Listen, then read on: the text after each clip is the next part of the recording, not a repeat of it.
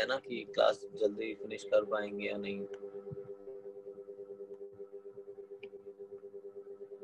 देखना पड़ेगा। पहले ये क्लियर करो, समझ आया कि नहीं आप लोगों को? समझ आया कि नहीं मैंने जो भी बोला? ठीक है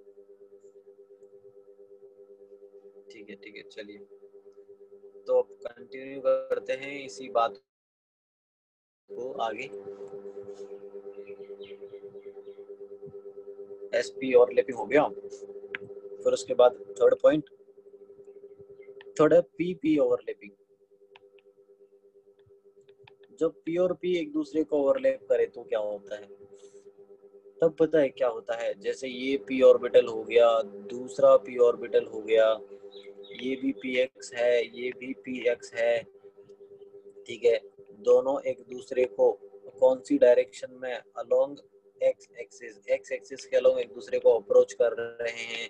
एक्स के अलोंग अप्रोच कर रहे हैं मतलब ये इधर जा रहा है, ये इधर आ रहा है, दोनों एक दूसरे को अप्रोच कर रहे हैं।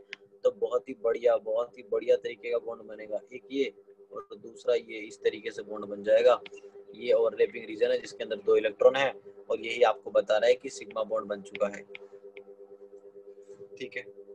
इसका एग्जांपल ले लेते हैं, एग्जांपल इसका भी लेंगे, जैसे Cl2 क्लोरीन। आपको पता है कि एक क्लोरीन जो है उसका कॉन्फ़िगरेशन नियॉन, 3s में 2 इलेक्ट्रॉन और 3p में 5 इलेक्ट्रॉन होते हैं। तो 2 क्लोरीन है, दोनों क्लोरीन का सीन कुछ, 3s में 2 इलेक्ट्रॉन एंड 3p में 5 इलेक्ट्रॉन, है ना। तो देखो होगा पता क्या, ये दोनों जिनके पास एक ही अनपेड इलेक्ट्रॉन है ये बॉन्ड बना लेंगे ऐसे, इसका भी पी ऑर्बिटल है, इसका भी पी ऑर्बिटल है, तो ये सिग्मा बॉन्ड जो बना है, ये जो सिग्मा बॉन्ड बना है ये किससे बना है? ये बना है पी पी ओवरलैपिंग से। किससे बना है? पी पी ओवरलैपिंग से बना है। पहले तो इतना क्लियर रखिए, काफी पता चला पी पी ओवरलैपिंग से बना है ना, क्लियर है। तो गाइज ये था हेड ऑन या एक्सियल ओवरलैपिंग जिसको हम बोलते हैं। अब हमारा जो फोकस रहेगा वो रहेगा साइडवेज या लेटरल ओवरलैपिंग पे, साइडवेज या फिर लेटरल ओवरलैपिंग पे, ठीक है। तो पहले एक बार लेटरल ओवरलैपिंग पढ़ लेते हैं, फिर जो भी आपके डाउट्स है वो डाउट्स हम बाद में देख लेंगे, है ना। पहली बात, इससे क्या बनेगा? Pi bond is formed, pi bond बनेगा। पहली बात तो ये कि पाई बॉन्ड बनेगा, और ये सिंगल लोब इंटरेक्शन नहीं है बेटा, ये है टू लोब इंटरेक्शन। ये क्या है? टू लोब इंटरेक्शन है। यहाँ पे 2 लोब एक दूसरे के साथ इंटरेक्ट करती है, ठीक है। तो इसमें सबसे पहला केस आएगा पी और पी। आपने देखा कि यार पी और पी तो सिग्मा में भी आया था, ऑब्वियस सी बात है पी और पी यहाँ पे भी आएगा। पी पी साइडवेज ओवरलैपिंग, पता है क्या होगा? देखना ध्यान से, समझना मैं क्या बोल रहा हूँ। ये पी ऑर्बिटल है, पी वाई मान लो, तो ये वाई एक्सिस हो जाएगा। एक मिनट यार, ये थोड़ा मैंने अच्छे से नहीं बनाया, इसको बढ़िया तरीके से बनाते हैं। ये वाई एक्सिस हो गया। ऐसे ही एक और पी वाई ऑर्बिटल बना देते हैं, ये भी वाई एक्सिस हो गया। दोनों एक दूसरे को अप्रोच कर रहे हैं किसमें? Along x axis, x axis के अलोंग एक दूसरे को अप्रोच कर रहे हैं, ठीक है। यहाँ पे लिख देता हूँ अलोंग एक्स एक्सिस, मतलब एक्स एक्सिस के अलोंग, मतलब ये इधर जा रहा है, ये इधर आ रहा है। तो पता है क्या होगा एक्चुअली में? ऐसा होगा, ध्यान से देखना। ये एक हो गया, ये राइट वाला लोब इसके साथ इंटरेक्ट और ये इसके साथ, ऐसा बन जाएगा। ऊपर वाला लोब ऊपर इंटरेक्ट करेगा तो ये ओवरलैपिंग रीजन आएगा, और नीचे यहाँ पे एक ऑर्बिटल की 2 लोब, टोटल तो 4 लोब हो, एक ऑर्बिटल की 2 लोब इंटरेक्ट कर रही है ना, इसलिए 2 लोब इंटरेक्शन बोला। पहली बात तो ये।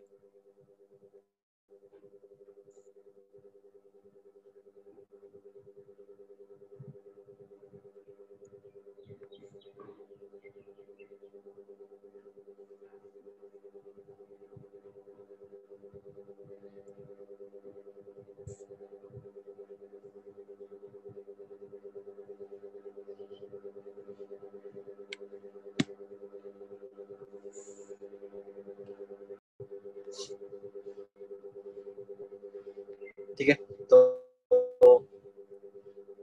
साइडवेज ओवरलैपिंग की बात कर रहे थे, पी ओवरलैपिंग की हमने बात की। तो यहाँ पे जो बॉन्ड बना है उसको आप बोलते हैं पाई बॉन्ड, ठीक है, पाई बॉन्ड इसको बोलते हैं। और क्योंकि दोनों पी ऑर्बिटल इन्वॉल्व थे इसमें, तो इसको बोलेंगे हम पी पाई बॉन्ड, ठीक है, हम इसको बोलेंगे पी पाई बॉन्ड, ठीक है। या इसी को दूसरे तरीके से ऐसे भी लिखा जाता है, तो कई बुक्स में या मॉड्यूल में आपको ऐसा लिखा हुआ मिलेगा। इसको आप ऐसे भी लिख सकते हैं कि ये कुछ इस तरीके से दिखेगा आपको, एक्सिस के ऊपर और एक्सिस के नीचे कुछ ऐसा दिखेगा। ये भी इंडिकेट कर रहा है कि साइडवेज ओवरलैपिंग ही है, ठीक है। पहले तो इतना क्लियर कर लेते हैं। तो पी और पी से साइडवेज ओवरलैपिंग होगा तो पाई बॉन्ड बनेगा, वो दोनों पी है तो उसको पी पाई बोल सकते हैं। इतना हमें पता चल गया। अब इसका एग्जांपल देखते हैं कि कैसे पता चलेगा। सर रियल लाइफ एग्जांपल दीजिए। O2 की बात करते हैं। आपको पता है कि O2 का स्ट्रक्चर ऐसा होता है, एक सिग्मा बॉन्ड है, एक पाई बॉन्ड है। तो आपसे यही पूछना है कि पाई बॉन्ड कैसे बना। तो बेटा कैसे बना, देखो ऑक्सीजन जो होता है उसका कॉन्फ़िगरेशन क्या है, हीलियम है। हीलियम तक ठीक है, फिर 2s में 2 इलेक्ट्रॉन होते हैं, और फिर 2p में कितने इलेक्ट्रॉन होते हैं, 2p में 4 इलेक्ट्रॉन होते हैं। तो 2p में ये 4 इलेक्ट्रॉन हो गए। एग्जैक्टली ऐसे ही दूसरा ऑक्सीजन है, ठीक है। दूसरे ऑक्सीजन में 2s में फिर से 2 इलेक्ट्रॉन है, और 2p में 4 इलेक्ट्रॉन है। तो 1 2 3 और 4, ठीक है ना। चलिए देखो मैं कैसे लिख रहा हूँ। नीचे जो 4 इलेक्ट्रॉन मैंने फिल किया उनका स्पिन देखिए कैसे लिखा। वो इसलिए लिखा था कि ताकि जो बॉन्ड बनता है ना, जैसे ये पी और ये दोनों ने बॉन्ड बनाया, फिर इन दोनों ने बॉन्ड बनाया, तो एक बॉन्ड में जो दोनों इलेक्ट्रॉन होते हैं ना उनका स्पिन अलग अपोजिट होना चाहिए, इसलिए ऐसा किया मैंने, ठीक है ना।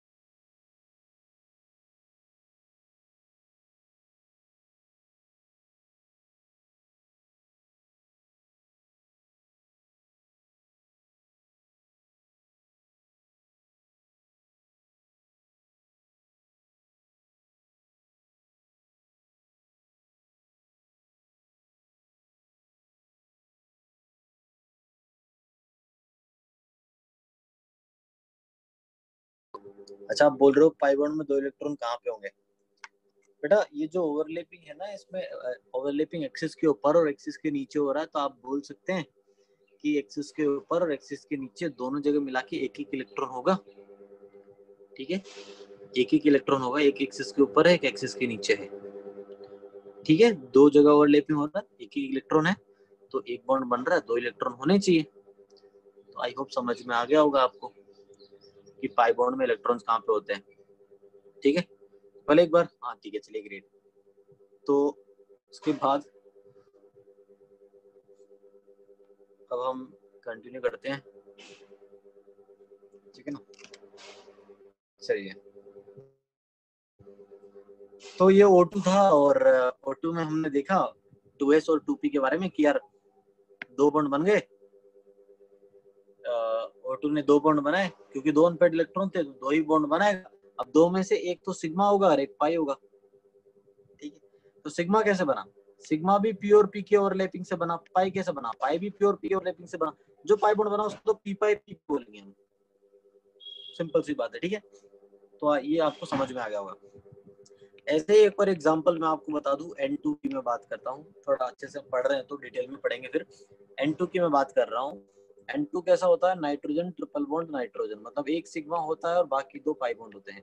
ऐसा कैसे होगा, ऐसा ऐसा होगा बेटा कि ये नाइट्रोजन है, नाइट्रोजन का कॉन्फ़िगरेशन क्या होता है, हीलियम तक लिखा, हीलियम से लिखने के बाद फिर 2s में 2 इलेक्ट्रॉन लिखे और फिर 2p के आपने लिख दिए 3 इलेक्ट्रॉन्स, ठीक है, 2p के 3 इलेक्ट्रॉन। फिर नाइट्रोजन के लिए क्या आएगा, ऐसा ही, ये हीलियम हो गया, ठीक है, ये यहाँ पे 2 इलेक्ट्रॉन हो गए और ये 2p के हो गए 3 इलेक्ट्रॉन, ये 2p के हो गए 3 इलेक्ट्रॉन, ठीक है, क्लियरली समझ में आ रहा है। तो अब क्या करना है, 3 अनपेयर्ड इलेक्ट्रॉन से 3 बॉन्ड बन जाएंगे, एक इनके बीच, एक इनके बीच, एक इनके बीच, एक सिग्मा होगा, 2 पाई बॉन्ड हो जाएंगे। सिंपल सी बात है, एक सिग्मा होगा बाकी 2 पाई हो जाएंगे। तो चाहे सिग्मा हो चाहे पाई हो, बन किससे रहा है, पी और पी की ओवरलैपिंग से बन रहा है ना। तो ये तो हमें डाउट होना ही नहीं चाहिए यहाँ पे। तो आई होप ये पहला पी और पी ओवरलैपिंग वाला कॉन्सेप्ट क्लियर हुआ। उसके बाद आता है डी, पी और डी के बीच में ओवरलैपिंग, ठीक है, पी और पी हो गया। उसके बाद आता है पी डी ओवरलैपिंग ना, पी डी साइडवेज ओवरलैपिंग लिखते हैं, पी डी साइडवेज ओवरलैपिंग, ठीक है, पी डी साइडवेज ओवरलैपिंग। तो इसमें क्या होगा, इसके अंदर सिंपल सी बात है कि मान लीजिए कि ये है आपका पी ऑर्बिटल, है ना, और इसका ये वाई एक्सिस है, तो ये वाई एक्सिस के अलॉन्ग है, तो पी वाई ऑर्बिटल है। और कोई भी डी ऑर्बिटल ले लो, कोई भी डी ऑर्बिटल में आप ध्यान रखना, आप ये सब डी ऑर्बिटल प्रेफर करेंगे, ये वाले डी ऑर्बिटल आपको प्रेफर करना है। कौन सा डी ऑर्बिटल, या तो डी एक्स वाई या डी वाई जेड या डी एक्स जेड। ये क्यों, क्योंकि इनका लोब जो होता है ना वो टिल्ट होता है थोड़ा, आप देख सकते हैं, अगर यहीं पे आप डी जेड बनाते तो वो कुछ इस तरीके से होता, इसका लोब टिल्ट है, तो ये क्या होगा,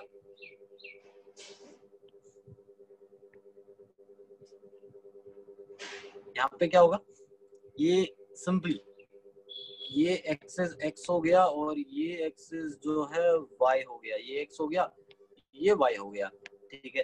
तो इसमें होगा क्या, दोनों एक दूसरे को अप्रोच कर रहे हैं, दोनों एक दूसरे को अप्रोच कर रहे हैं, किसके अलोंग, ये इधर एक्स के अलोंग जा रहा है, ये एक्स के अलोंग जा रहा है, तो दोनों एक दूसरे को अप्रोच करेंगे guys along along x axis, ठीक है, एक्स एक्सिस के अलोंग एक दूसरे को ये अप्रोच कर रहे हैं। जब एक्स एक्सिस के अलोंग एक दूसरे को अप्रोच करेंगे तो होगा क्या कि ये पी ऑर्बिटल ऐसा है, और जो डी ऑर्बिटल है वो ये वाला लोब इसके साथ हो जाएगा, ये वाला लोब इसके साथ इंटरेक्ट हो जाएगा, बाकी दोनों लोब तो ऐसे रहेंगे ही रहेंगे, ठीक है। तो ये हो गया, सीन बन गया, ठीक है, ऊपर भी ओवरलैपिंग हुआ, नीचे भी ओवरलैपिंग हुआ, तो ये बना क्या, इसी को बोलते हैं पाई बॉन्ड, ये बन गया पाई बॉन्ड बन गया, ठीक है, ठीक, पाई बॉन्ड बन गया। तो ये पी पाई डी पाई बॉन्ड बोलेंगे इसको, क्योंकि एक पी और एक डी ऑर्बिटल है ना, तो इसको पी पाई डी पाई ऑर्बिटल बोला जाएगा। क्लियरली समझ में आ रहा है।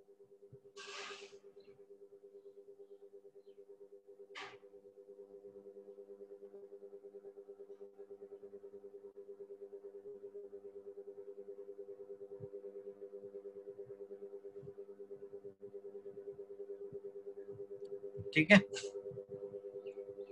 आई होप ये क्लियर हुआ होगा। तो ये पी पाई डी पाई वाला कॉन्सेप्ट समझ आया कि नहीं, मुझे एक बार पहले इतना बता दो, फिर बाकी बातें हम करेंगे। एग्जांपल दूंगा इसका, मैं एग्जांपल अभी दिया नहीं मैंने, ठीक है, तो एग्जांपल देंगे। तब तक एक बार बता दूं कि ये आपको पार्ट समझ में आया है कि नहीं। Sir why can't be have, बेटा ये सवाल अच्छा है वैसे आपका। 2 सिग्मा बॉन्ड इसलिए नहीं हो सकते क्योंकि कोई भी 2 ऑर्बिटल हो ना, आपको पता है अगर दोनों एक दूसरे को अप्रोच कर रहे हैं तो किसी एक एक्सिस के अलोंग ही अप्रोच करेंगे, पहली बात तो ये है ना, या तो एक्स या वाई या जेड। और एक एक्सिस के अलोंग एक ही लोब होती है, ये भी आपको पता है, जितने भी ऑर्बिटल आपने पढ़े आप देखिए एक एक्सिस के अलोंग एक ही लोब होगा। तो जब किसी एक एक्सिस के अलोंग वो अप्रोच कर रहे हैं तो ओवरलैपिंग एक ही होगा, एक्सियल एक्सिस के अलोंग अप्रोच कर रहे हैं, तो किसी एक्सिस के अलोंग अगर अप्रोच कर रहे हैं और ओवरलैपिंग हो रहा है तो एक्सियल ओवरलैपिंग होगा, और एक्सियल से सिग्मा बन गया।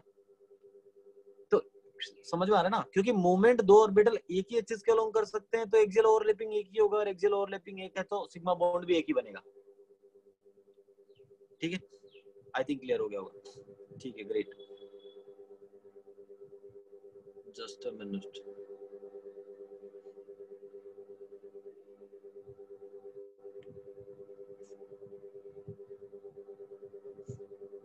जस्ट अ मिनट, ठीक है, चलिए ग्रेट। तो आई होप ये समझ में आ गया होगा, पी पाई डी पाई वाला कॉन्सेप्ट समझ में आ गया होगा। अब इसका एग्जांपल मैं दिया नहीं आपको, एग्जांपल लिख देता हूं मैं, बढ़िया एग्जांपल है, बहुत ही स्टैंडर्ड एग्जांपल है इसका।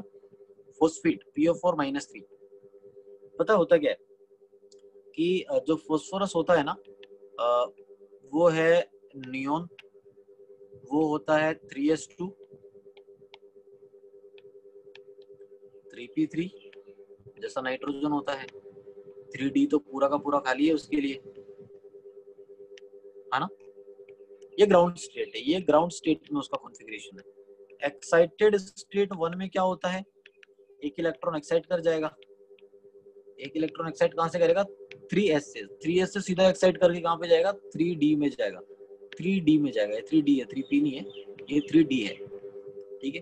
तो 3p में, अच्छा सॉरी मैंने एक्साइटेशन करवाई नहीं यहाँ पे। तो ये एक्साइट कर गया इलेक्ट्रॉन, एक्साइट करके ये इलेक्ट्रॉन p में तो था ही, ठीक है, और d में एक इलेक्ट्रॉन चला गया, ठीक है, डी में एक इलेक्ट्रॉन चला गया।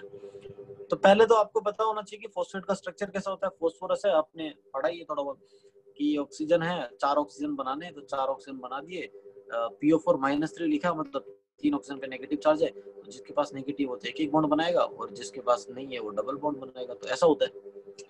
तो फॉस्फेट में ये सब तो सिग्मा बॉन्ड है, एक सिग्मा है एक पाई है। तो मैं ये बताना चाह रहा हूँ कि जो 5 बॉन्ड बने हैं, इनमें से 4 सिग्मा बने और एक पाई बनाई, ये कैसे बने होंगे, ये बताना चाह रहा हूँ मैं। तो ये तो फोस्फोरस हो गया। अब आपको देखो फोस्फोरस आपने बना दिया, और आप अच्छे से जानते हैं कि ऑक्सीजन जो होता है, ऑक्सीजन जो होता है उसका कॉन्फ़िगरेशन क्या होता है। ऑक्सीजन का कॉन्फ़िगरेशन होता है हीलियम 2s2 2p4, ठीक है। तो आपको पता है कि 4 सिग्मा बॉन्ड बनाने हैं, तो पहले आप सिग्मा बॉन्ड बनाएंगे, पहले हमेशा सिग्मा बॉन्ड बनता है, ध्यान से सुनना। तो ऑक्सीजन नेगेटिव था, इसने इसके साथ सिग्मा बॉन्ड बना लिया। ऑक्सीजन नेगेटिव था, सिग्मा बॉन्ड बना लिया। ऑक्सीजन नेगेटिव था, सिग्मा, तो 3 ऑक्सीजन नेगेटिव ने 3 सिग्मा बॉन्ड बना लिए। फिर एक ऑक्सीजन न्यूट्रल था, उसके पास 2 अनपेयर्ड इलेक्ट्रॉन थे, उसने एक तो बनाया इसके साथ सिग्मा बॉन्ड, और एक बनाया इसके साथ पाई बॉन्ड। पहले सिग्मा ही बनाया, पहले सिग्मा ही बनाया। देखो सोचने वाली बात है, लास्ट वाला ऑक्सीजन था, आप बोलते ये सर पहला पाई बना देते, नहीं बेटा।